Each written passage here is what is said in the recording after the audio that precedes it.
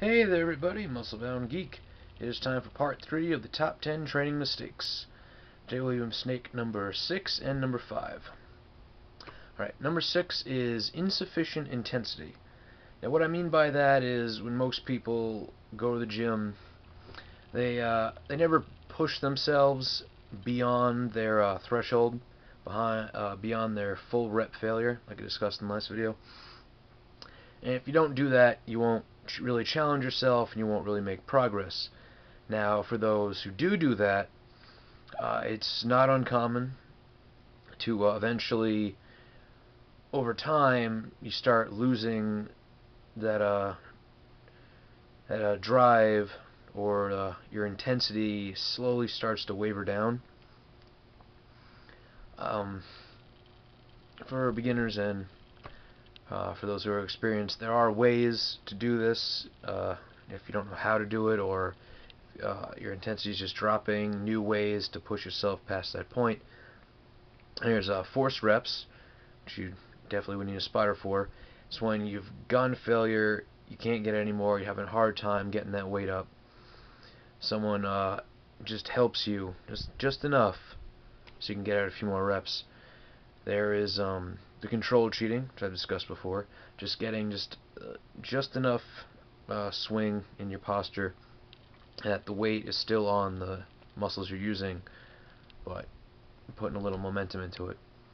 There are partial reps, which is you reach failure doing a full rep. You've gone beyond that, you can't do it anymore. So you're just doing half of the rep. Like if you're doing leg extensions, you only extend halfway, or if you're all the way up, just come back down a little bit, the negative portion. Which brings me to negative reps. That's when, of course, you reach failure. Beyond that, you can't do it anymore. Let's say you're doing shoulder lateral raise.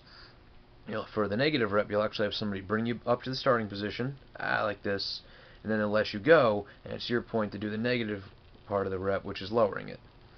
And when you can no longer even do that, then you've reached full muscular failure.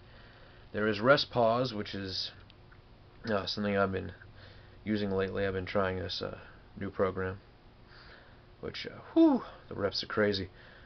So rest pause is you're doing the reps, you're getting tired, you just, as it says, you rest, you pause for a few seconds, catch your breath, get a little strength back, and then keep going. There's static contractions, which is just you contract and you hold it there. If you're doing it like a bicep curl, you bring it all the way up and you squeeze that muscle, you just hold it, and then you go back down. And then there is descending sets, or drop sets. It's where you've reached failure, you've gone beyond it with that weight. You immediately you drop the weight and you pick up a lower weight and do the same amount of reps. Bring that to failure. You're done with that, drop again, so on and so forth. Research has shown that if you do techniques like force reps, it will boost the growth hormone levels much higher than if you're just doing like a normal workout in which you just take yourself to failure and then you just quit. You don't try to go beyond that.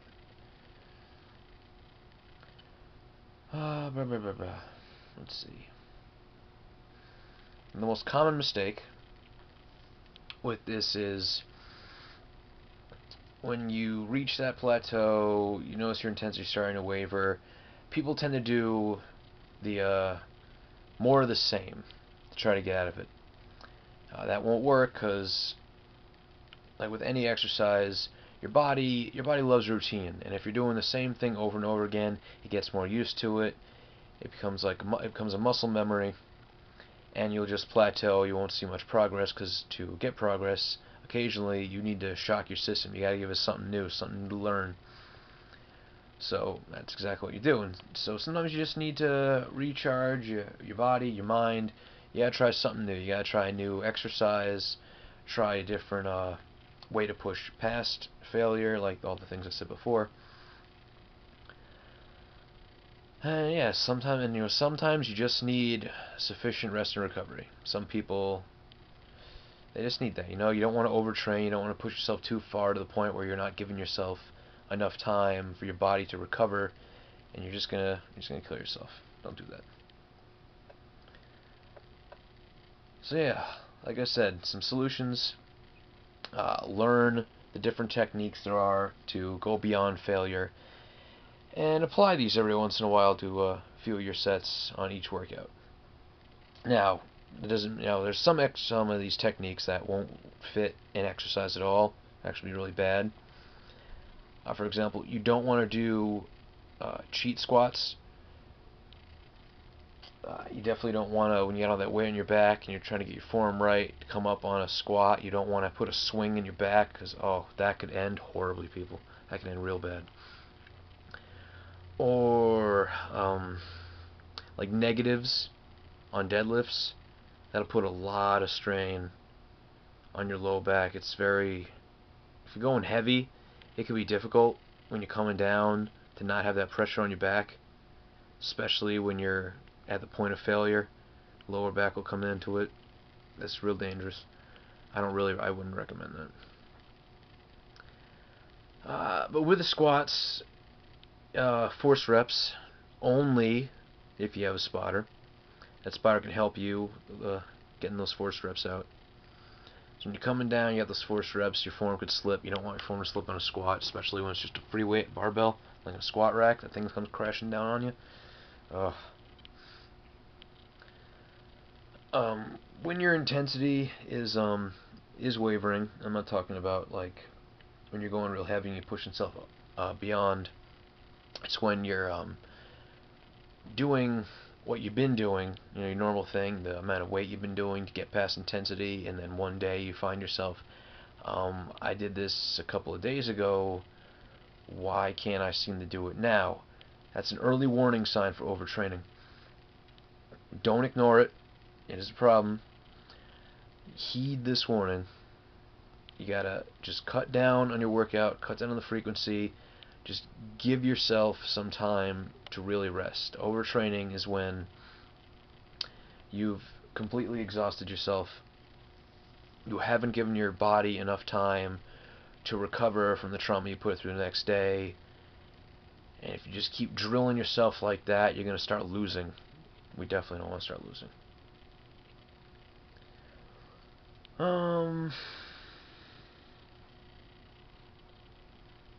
Yeah, like I said, change things up to prevent plateau, learn something new, keep testing your body, keep shocking it and doing stuff.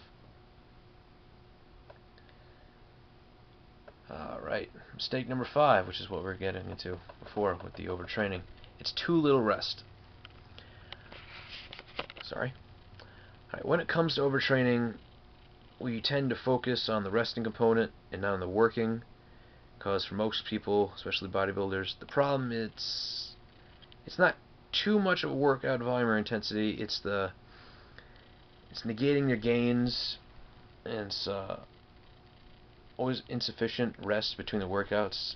I'm not saying everybody does this, but you're a hardcore bodybuilder, like you got a competition coming up, and it's especially if it would be your first one, you have the tendency to just go, go, go. Like I've seen some of those pre-show workouts. Little Arnold Schwarzenegger book I got. And holy shit, people! It is hard work. That's an all-day job. I don't know how you pull it off when you got something else to do. But it can get extreme. You got to make sure that you space your gym sessions carefully. It even says so in the book. If you're doing like a whole body kind of deal, or a 2-day split, and you're hitting the gym twice, doing like upper body then legs, you've got to give yourself at least a full 7-8 hours between, or things are going to get bad. It's going to hurt.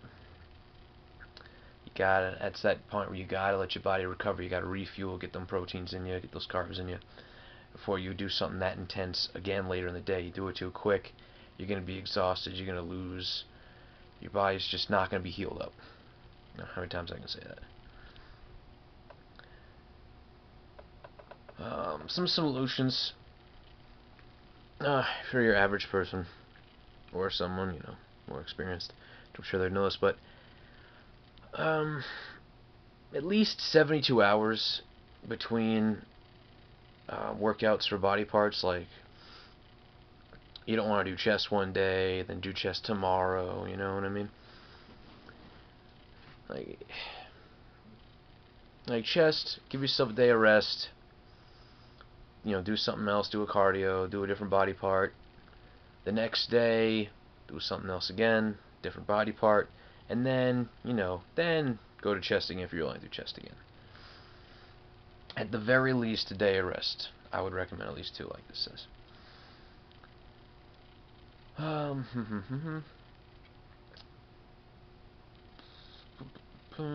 Said that already. Got a lot of notes. I guess this is an important one. Be aware of how your secondary muscles are worked in compound exercises and schedule your workouts accordingly. Now, an example of that would be, like, your front delts are going to get stressed when you're doing chest pressing movements. So you're going to want to avoid training shoulders and chest on the same day or back-to-back.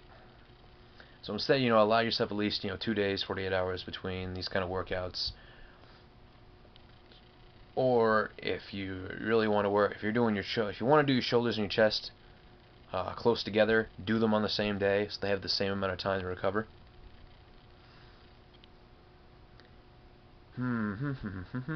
Oh, and this is definitely an important one. Cardio can rob your reserves. Not always, but in this case, yes. If you're going to do some hardcore cardio, especially like leg intensive cardio, which is hell, most of it, right? Never do that before leg day, because you do something like that, your legs are going to be exhausted and they need that rest period. And if they're exhausted and you're going to do a heavy leg day, you're not going to be able to do your best. If you force it out, you're going to overtrain your legs and you're going to start losing progress.